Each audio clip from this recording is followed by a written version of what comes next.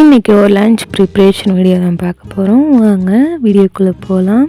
Subscribe பண்ணிக்கோங்க, ஆளுங்கிற பட்டனை கிளிக் பண்ணிக்கோங்க. அப்போ தான் நோட்டிஃபிகேஷன் உடனே வரும்.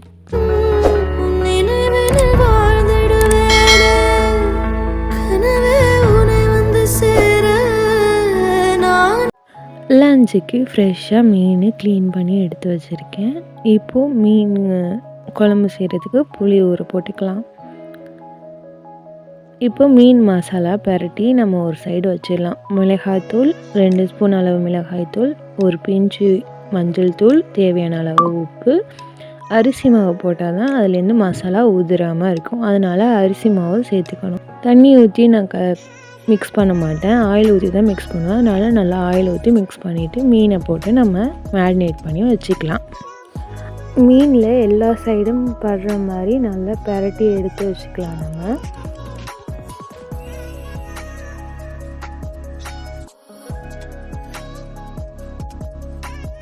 நல்லா மிக்ஸ் பண்ணி எடுத்துக்கலாம். இப்போது எல்லா சைடும் படணும்.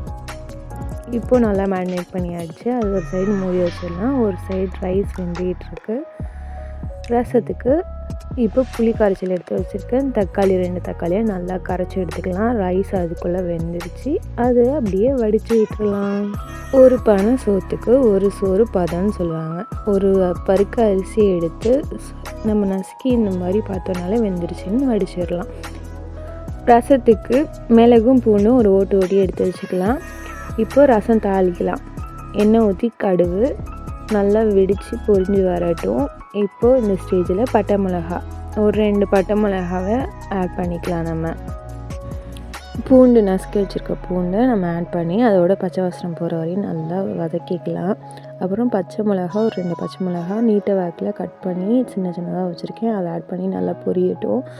இந்த ஸ்டேஜில் நல்லா எல்லாம் பொரிஞ்சு வந்ததும் ஜீரகத்தூள் ஒரு ஸ்பூன் அளவு ஜீரகத்தூள் ஆட் பண்ணிக்கலாம். ஜீரகத்தூள் மட்டும் ஆட் பண்ணியிருக்கேன். இப்போ மஞ்சள்தூள் 1/4 ஸ்பூன் அளவு, எல்லாம் பச்சை வாசனை போகணும். அதுக்கப்புறம் புளி கரைச்சல், தக்காளியும் புளியும் கரைச்சி வச்சுக்கோம்ல, அதை ஆட் பண்ணிக்கலாம்.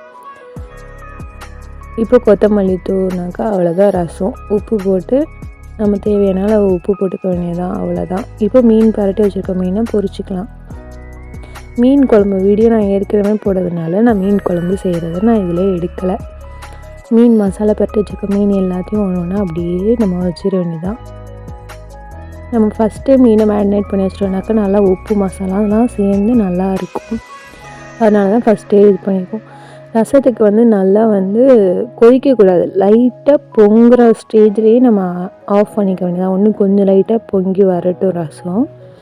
மீன் நல்லா பொரிஞ்சிருச்சு, பரட்டி போட்டுக்கலாம். லன்ச்சு ப்ரிப்ரேஷன் பண்ணுறதெல்லாம் ரொம்ப ஈஸி தான். ஒவ்வொரு அடுப்பில் மாற்றி ஒவ்வொன்றையும் சமைக்க ஆரம்பித்தோன்னாக்கா ஈஸியாக முடிஞ்சிடும். இந்த ஸ்டேஜில் பொங்கினோன்னா அடுப்பை ஆஃப் பண்ணிடலாம். அவ்வளோதான், ரசம் ரெடி. சூப்பராக மீன் நல்லா பொரிஞ்சிருச்சு. நல்லா சாப்பிட்றதுக்கு எல்லாமே தயாராகிடுச்சு. வாங்க சாப்பிட்லாம். குக் வித் கோமாளில தாமு சார் சொல்கிற மாதிரி வெங்காயம், தக்காளி, பச்சை மிளகாய் வதக்கிட்டு மசாலா எல்லாத்துக்கும் ஒரே மசாலா தான் போட போகிறோம். அதனால எல்லாமே நம்ம மைண்டில் ஏற்றிக்கிட்டோம்னாக்கா எல்லாமே ஈஸி தான். இப்போ சூப்பராக இருக்கா எல்லாமே. வாங்க சாப்பிட்லாம். சோறு வச்சாச்சு. ரசம் ஊற்றி நல்லா பொரித்த மீனை வறுத்து எடுத்த மீனை வச்சு நம்ம சாப்பிட வேண்டியதான். இந்த வருஷத்தோட லாங் வீடியோ, லாஸ்ட் வீடியோ. அடுத்த வருஷத்தில் தான் இனி நம்ம மீட் பண்ண போகிறோம். இன்னும் ஒரு நாள் தான் இருக்குது அடுத்த வருஷத்துக்கு. வரப்போகிற வருஷத்தில் எல்லோரும் சந்தோஷத்தோடையும் நிம்மதியோடையும் எந்த விதமான சோகமும் இல்லாமல் இருப்போம்னு ப்ரே பண்ணிக்கலாம். அடுத்த வருஷத்தில் அடுத்த வீடியோவோடு நான் உங்களை மீட் பண்ணுறேன். டாட்டா, பாய் பாய். சப்ஸ்கிரைப் பண்ணிக்கோங்க. அப்போ தான் என்னை அடிக்கடி பார்க்கலாம் என்னோடய வீடியோவில். பாய்.